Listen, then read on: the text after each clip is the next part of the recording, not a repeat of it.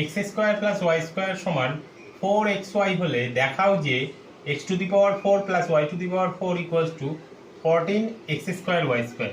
তাহলে আমাদের এখানে প্রমাণ করতে হবে এটা সমান 14x স্কোয়ার ওয়াই স্কোয়ার। তাহলে এটাকে লিখে নেব x to the power 4 plus y to the power 4।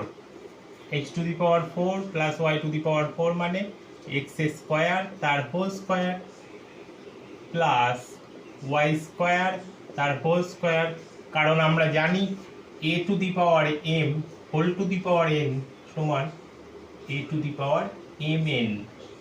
তাহলে এখানে সেই ফর্মুলায় অর্থাৎ a to the power mn সেটা মানে a to the power m whole to the power n, সেইভাবে আমরা ভেঙে নিলাম। এবার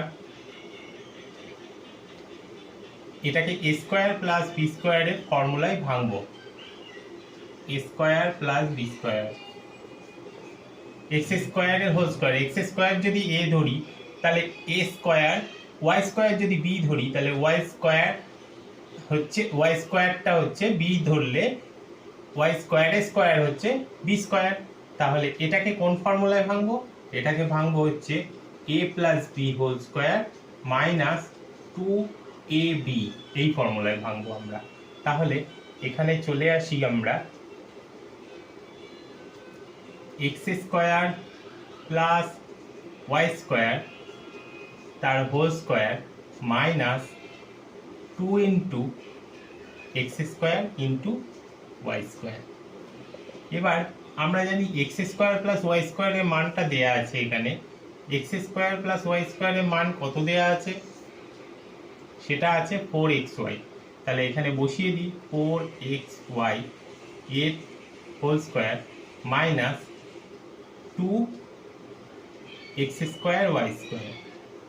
এখানে কার মান বসালাম? এক্স স্কোয়ার প্লাস ওয়াই স্কোয়ারের মান কত? 4xy, এটা বসিয়ে দিয়েছি।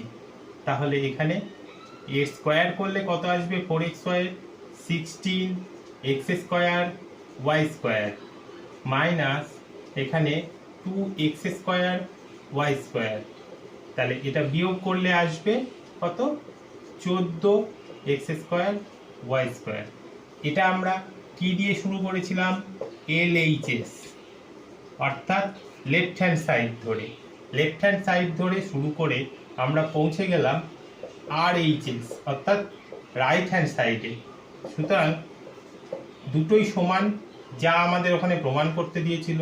LHS সমান RHS, LHS সমান RHS, দ্যাট ইজ প্রুভড।